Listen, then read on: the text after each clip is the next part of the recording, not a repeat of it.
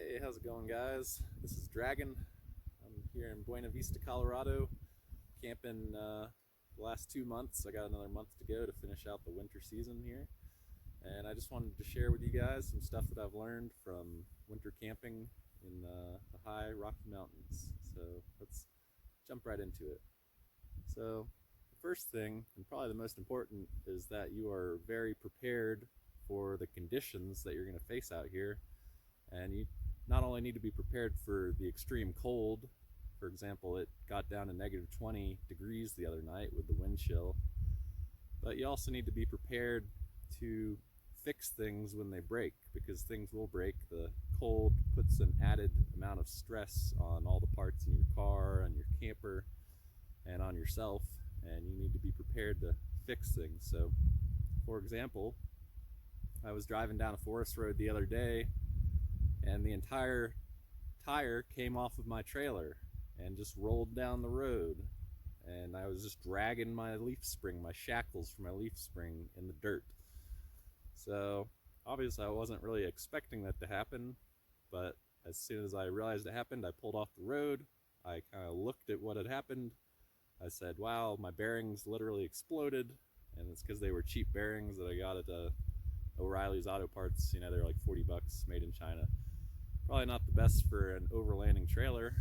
So luckily I had to do this before, and I had all the tools to do it. I had a 1.5-inch socket to get the castle nut off, and so I just unhitched, drove to the Napa Auto Parts store, picked up a new hub with bearings and everything, and a new castle nut, drove back, and an hour later I had it installed, had the tire back on, and everything was good to go. But that's just one example. I also had to replace the radiator hose on my car, because during an ice storm, some ice got frozen on the alternator pulley, and it just sliced through the radiator hose. So I was just bleeding coolant for about a week and just couldn't really drive anywhere because of that. So also, again, went to the Napa Auto Parts and got the hose, generic hose, and just took 10 or 20 minutes and a couple tools and put that on there. So you just want to be prepared, have some spare parts, have tools, and have the knowledge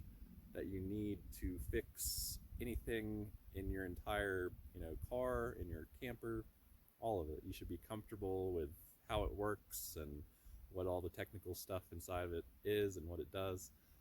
And you should feel comfortable, taking things apart, taking some nuts and bolts out and putting new parts in. So second thing, in addition to that, is you just want to have redundancy for your most important systems, which is definitely going to be your heating system. So I've got a propane hot water heater kind of radiator system that I built for my trailer, and it's got radiators in the cabin. The hot water heater heats water up outside, pushes it into the cabin, fans blow the hot air, and it's got a thermostat, keeps it at a nice warm temperature, whatever I set it at. But that's failed me a few times just because it's DIY. It's got some quirks to it, some things that don't always work the way you expect them to work. And I've kind of got it figured out now, but I'm still not 100% trusting of that system. So it's also important to just have a secondary source of heat and maybe a third source of heat. On the space shuttle, you have triple redundancy in almost every system. And if it works for the space shuttle, then it'll probably work for you as well. So highly recommend just having some backups for all your systems, backup batteries, backup heaters, backup clothes, spare parts, all that. And so I'll also use my propane stove as a heater and as a fireplace. If my heater system ever goes out, I know I can rely on that. And if both the heater system and the stove just decided not to work on the same day, then I've also got a little camp stove with 2 burners, a little propane tank, and I could, turn that on to heat up the cabin real quick if I had to. So that's 3 different ways that I have to heat my cabin, because let me tell you, I've spent a few cold nights in there when it's gotten down to 0 degrees, and it's not very fun getting out of bed in the morning.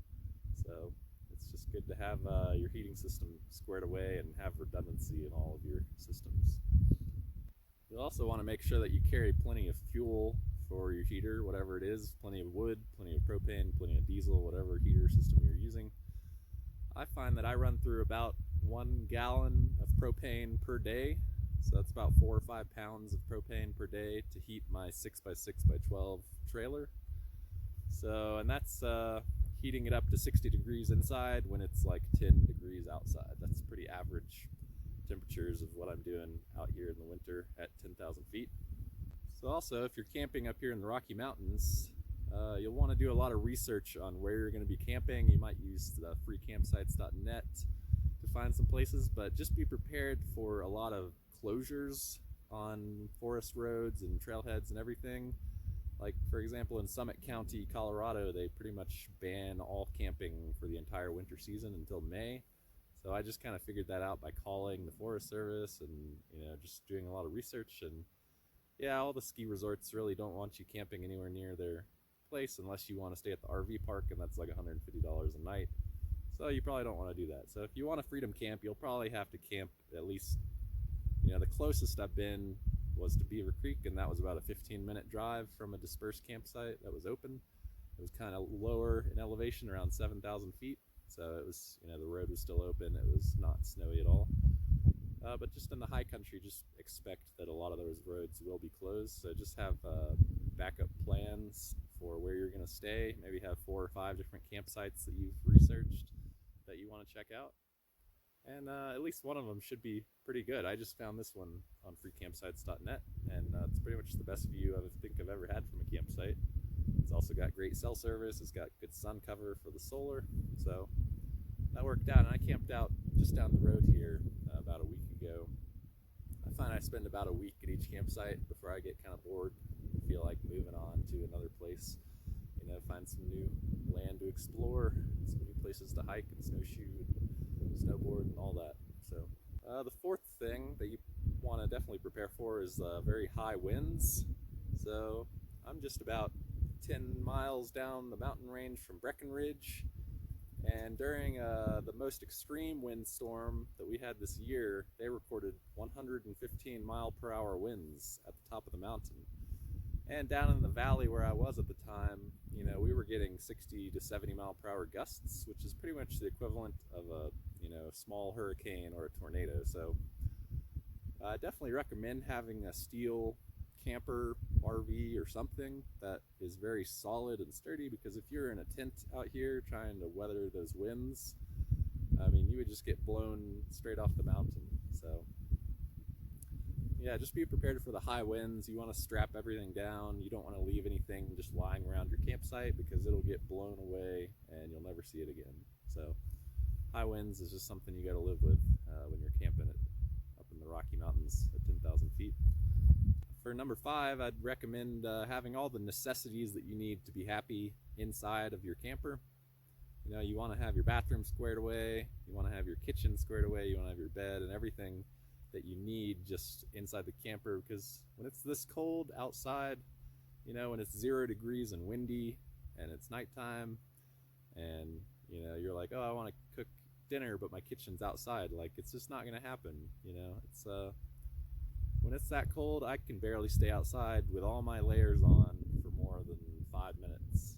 I just have to run outside, do whatever I'm doing, change out a propane tank, and then run back inside and get warm again, because it is brutal.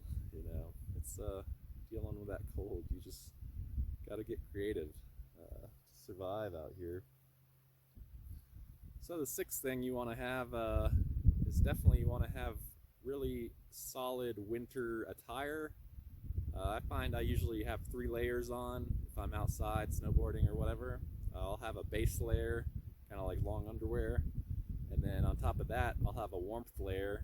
Like, I'll usually have a ski bib with overalls, and I'll have a kind of just a warm jacket or a shell, depending on how cold it is outside. And then on top of that, I'll put rain pants and a rain jacket on that kind of goes below the pocket area so the snow doesn't slip in anywhere.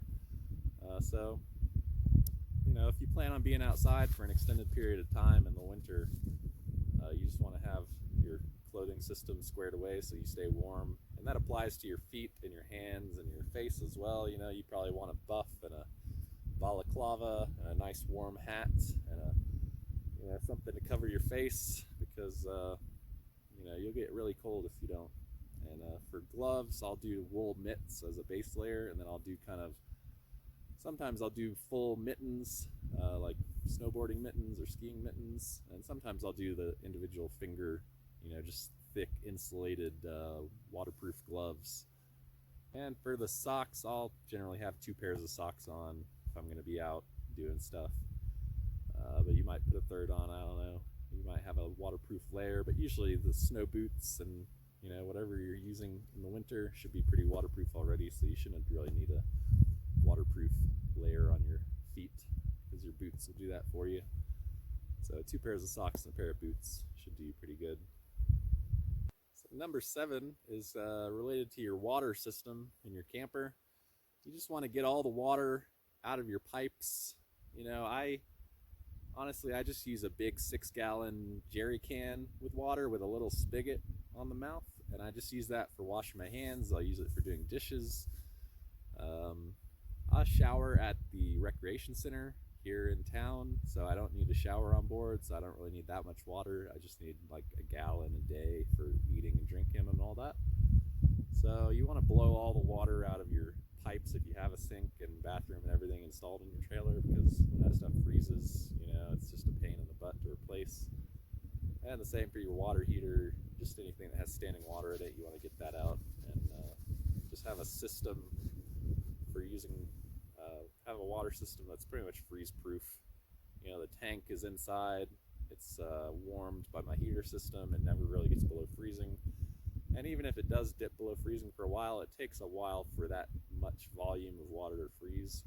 It might take a whole day at like 10 degrees Fahrenheit for that whole jug to freeze, and that's like never going to happen as long as I'm living in this camper. So yeah, definitely have a winterized water system for your camper, because you don't want to be thirsty and all your water is frozen. That would be terrible. That happened to me one night, and never again. Never again. So number 8, chances are you're probably going to get snowed in. You're going to go through some snowstorms while you're out here.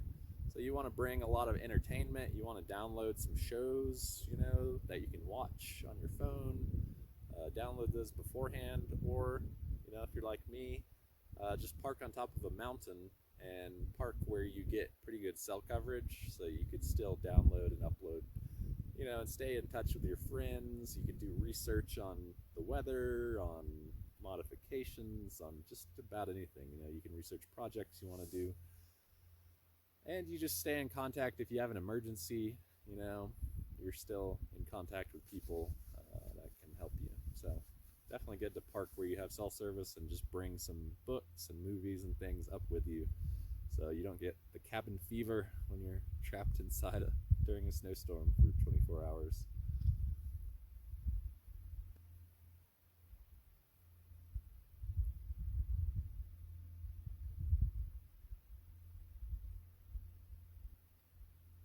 So number 9, I would say bring some cold camping comfort items. For example, I just got a hot water bottle, like a rubber hot water thing. You kind of heat up water, pour it inside, wrap it in a towel, and I'll put that in my foot box when I'm sleeping at night in my sleeping bag. And it is so nice. I mean, before it was like my feet would stay cold for like an hour while I was trying to fall asleep. But since I started using that thing, my feet are just toasty warm all night, and I cannot recommend that enough. And also just other comfort items that you might want, like I've got some fuzzy socks that I bought. They're called cabin socks. You also might want some fuzzy slippers, because you definitely want to insulate your feet from the floor of your camper, because the floor is going to get really cold, especially if it's not insulated like mine is. I've pretty much got some rugs that I've layered down and some foam that I'll stand on in the kitchen.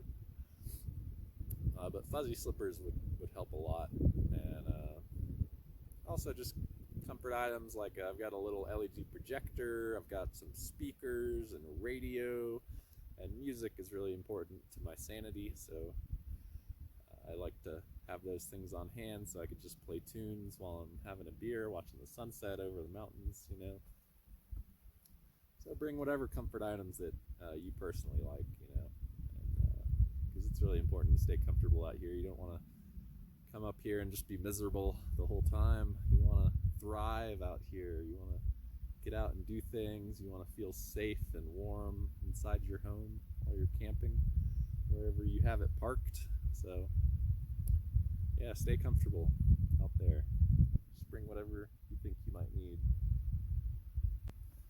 And the last tip, number 10, I would say check the weather at least once a day. Just check it constantly for the area that you're in, and even check it for areas around you. You know, I was staying in Gunnison, and the weather said it was going to be 0 degrees, and then I looked at Buena Vista and it said it was going to be 20 degrees at night. So I was like, you know what, I'm going to Buena Vista because it's only a 30-minute drive and it's 20 degrees warmer. So like, I'm going to be so much happier, and I'll be able to go outside and do things, you know.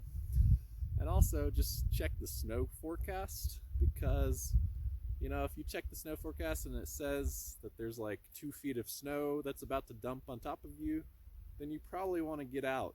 You know, you probably want to just drive into town that night, because you don't want to be up here for the rest of the winter snowed in. Like, if it just dumps 2 feet on you, like, you're gonna be, if you're comfortable just staying here for a month or more and maybe never getting out until summer, like, go for it. But most people probably don't have that much food stored away in their camper.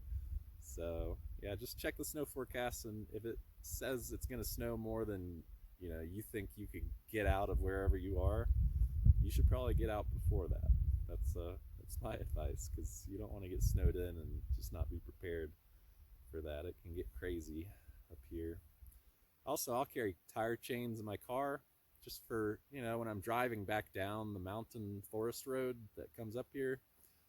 I just want to be sure that I'm not going to slide on any ice, you know. I don't want to slide my whole car and trailer off of a hill, so the tire chains really help me a lot. And eventually I'll probably get chains for the trailer as well, because it can still slide on off-camber stuff even when your vehicle is chained up.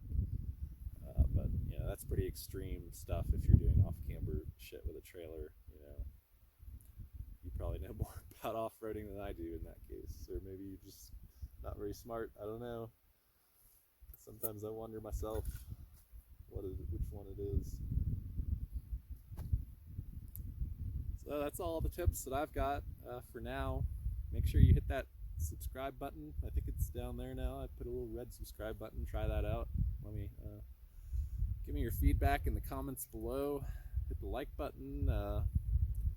And yeah, just give me some ideas of videos that I can make while I'm out here. You know, I got plenty of time. I'm just kind of taking it easy, saving money, camping for free, probably spending $100 a week on food, you know. And yeah, just let me know what you think.